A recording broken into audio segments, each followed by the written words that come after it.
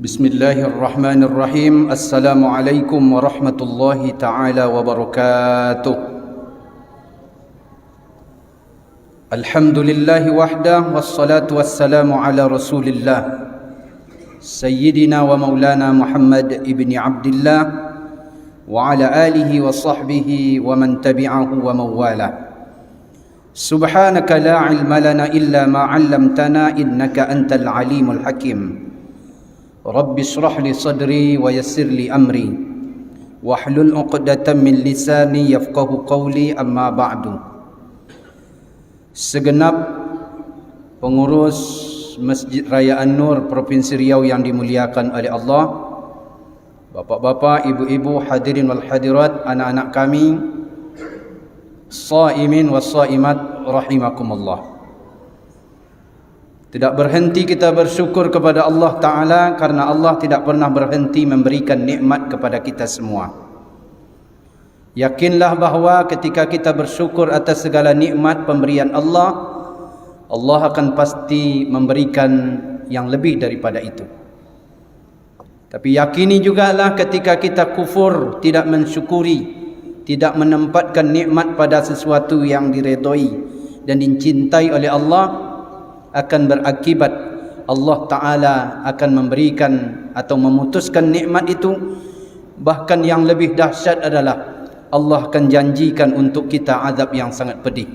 La in syakartum la azidannakum wa la in kafartum inna azabi lasyadid. Berselawat dan salam kepada Nabi yang mulia, Nabi Muhammad sallallahu alaihi wasallam, dengan ucapan Allahumma salli ala sayyidina Muhammad wa ala ali sayyidina Muhammad. Assalamu alayka ya Rasulullah.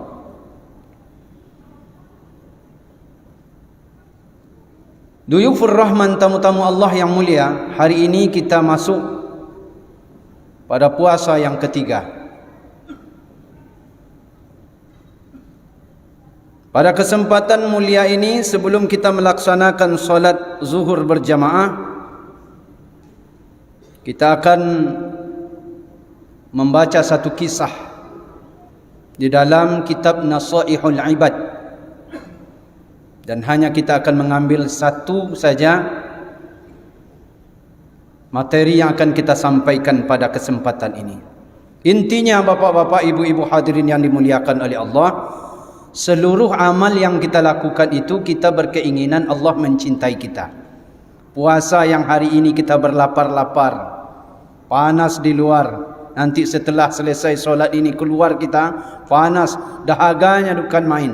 Solat yang kita lakukan 5 kali sehari semalam, belum lagi solat sunnahnya, tahajud, sedekah, dan semua amal yang kita lakukan itu kita berkehendak dan berkeinginan Allah mencintai kita.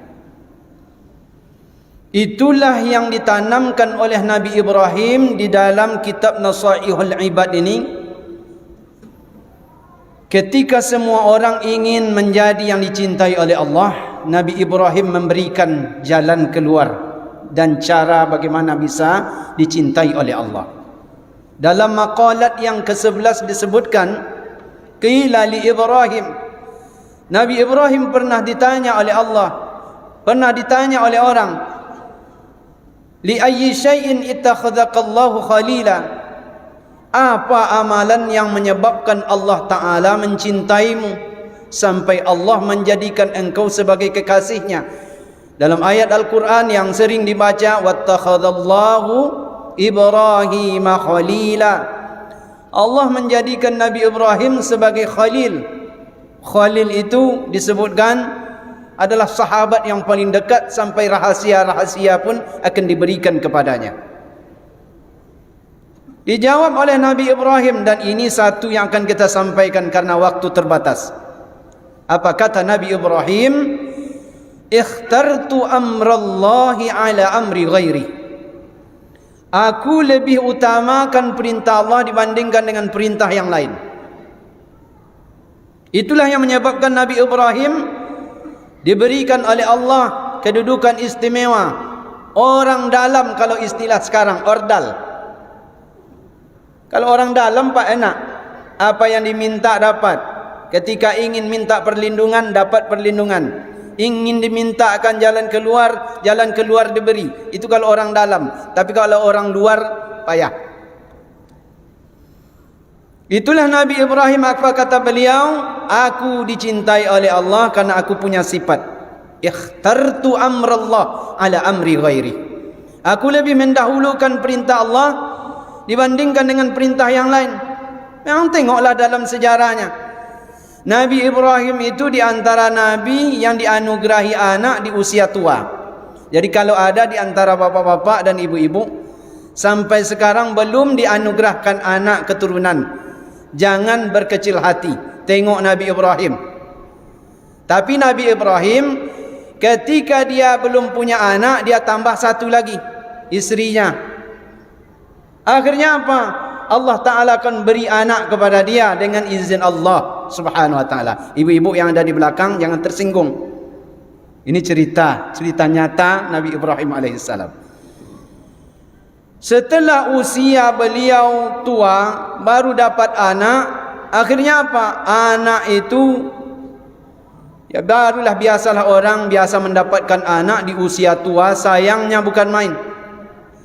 Tetapi Allah Ta'ala tidak mau cintanya diduakan.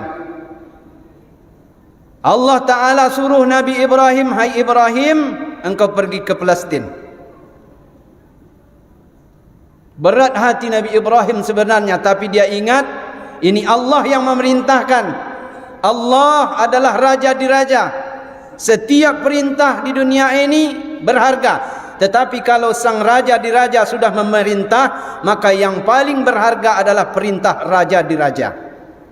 Maka akhirnya apa?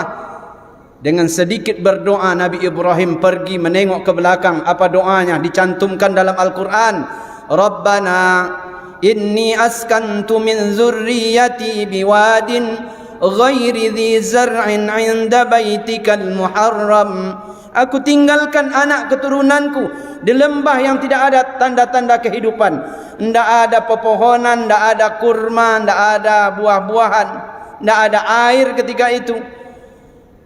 Yang ada di lembah yang gersang. Ya Allah, aku tinggalkan anak istriku, keturunanku di lembah itu. Nabi Ibrahim pergi.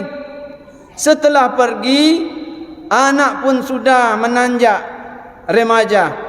Akhirnya kerinduan kepada anak dan istri pun ada. Nabi Ibrahim diizinkan pulang, tapi dengan beberapa syarat. Boleh pulang tapi tidak boleh berjumpa dengan anak. Tengok anak dari jauh. Boleh berjumpa tapi tidak boleh pulang, tapi tidak boleh turun dari kenderaan.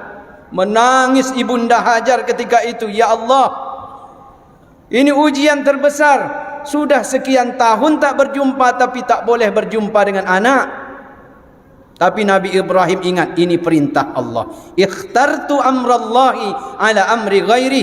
Aku lebih mementingkan, mendahulukan perintah Allah dibandingkan dengan perintah yang lain. Datang setelah anaknya remaja, bukan reuni, bukan diperintahkan untuk cipika dan cipiki dengan anak-anak, tidak. Justru kedatangan kali kedua ini, Nabi Ibrahim katakan kepada anaknya, Ya bunayya inni ara fil manami anni azbahuka fanzur madza tara. Hai anakku, ayah bermimpi. Mimpi itu ayah disuruh oleh Allah untuk menyembelihmu. Fanzur madza tara. Pikir-pikirlah apa pendapatmu, hai ananda. Karena anak dididik oleh ibu yang salihah, walaupun ditinggalkan oleh bapa sekian tahun, dididik oleh ibu yang salihah. Tengok hasilnya apa? Apa kata anaknya? Ya abati fa'al ma tu'mar, satajiduni insyaallahu minas sabirin. Wahai ayah, jangan pikir panjang lagi, karena ini perintah Allah, laksanakan. Insyaallah saya termasuk orang-orang sabar. Tapi tengok anak Nabi Nuh, dididik oleh ibu yang durhaka kepada Allah, walaupun dia bersama dengan Nabi. Akhirnya apa? Anaknya disuruh selamat. Ya bunayyarkam ma'ana wa la takum ma'al kafirin. Hai anak, naiklah di atas perahu ini. Disuruh selamat. Apa kata anaknya? Sa'awi ila jabali ya'simuni minal ma'. Oh, saya tidak mau naik atas perahu ayah. Akan ada nanti lagi gunung yang akan menyelamatkan saya. Coba tengok perbedaannya. Anak Nabi Ibrahim ingin diminasakan, tapi karena itu perintah Allah, dia yakin Allah akan membantunya. Dia pun rela untuk dikorbankan. Itu dididik oleh ibu yang solehah. Tapi dididik oleh ibu yang durhaka kepada Allah, anak itu diajak untuk selamat, tidak mau selamat. Bapak-bapak, ibu-ibu, hadirin wal hadirat, duyufur rahman yang dimuliakan oleh Allah Subhanahu wa taala. Jadi itu, hari ini tengoklah kita kaum muslimin dibandingkan dengan Nabi Ibrahim alaihissalam. Bagaimana perlakuan kita terhadap perintah Allah dibandingkan dengan Nabi Ibrahim. Nabi Ibrahim mendahulukan perintah Allah dibandingkan dengan perintah yang lain. Kalau kita hari ini 5 kali sehari semalam muazzin lewat lisan muazzin memanggil kita hayya 'alas shalah. Itu panggilan Allah lewat lisan muazzin. Kemana kita hari ini? Yang bekerja sibuk dengan kerjanya, yang di kantor sibuk dengan kantornya, yang anak-anak sibuk dengan game online-nya. Bahkan kadang-kadang orang yang berada di masjid sekalipun ketika dipanggil hayya 'alas shalah, masjid dekat dengan dia, tidak juga datang ke masjid.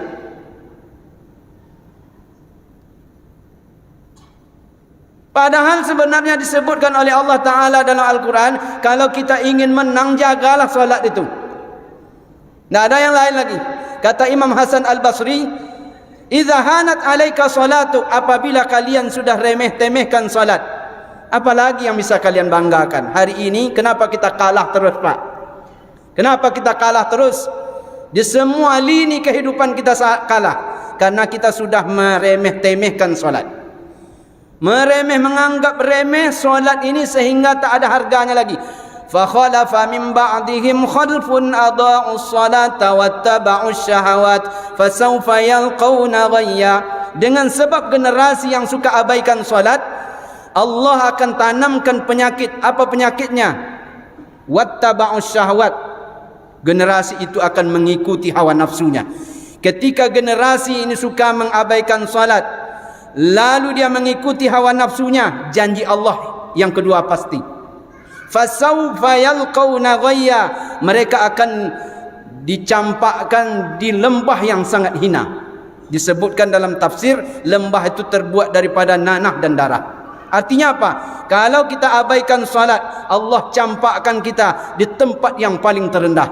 Jadi kalau ingin dimuliakan oleh Allah, maka perintah Allah harus lebih diutamakan daripada perintah-perintah yang lain. Salah satu perintah Allah yang sangat berharga sekali, yang merupakan induknya ibadah, adalah solat 5 waktu. Kita jaga itu, mudah-mudahan Allah Ta'ala akan menjaga kita dunia dan akhirat. Qad aflahal mu'minun, orang mukmin pasti menang. Alladzina hum fi salatihim khashi'un, orang mukmin yang mana yang menang? Yang mereka khusyuk dalam solatnya. Menang dunia, menang akhirat. InsyaAllah mudah-mudahan kita mendapatkan apa yang disebutkan ini. Lain kesempatan nanti akan kita sambung dengan 2 dan 3 lagi. Subhanakallahumma rabbana wa bihamdika asyhadu an la ilaha illa anta astaghfiruka wa atubu ilaik. Wassalamualaikum warahmatullahi wabarakatuh.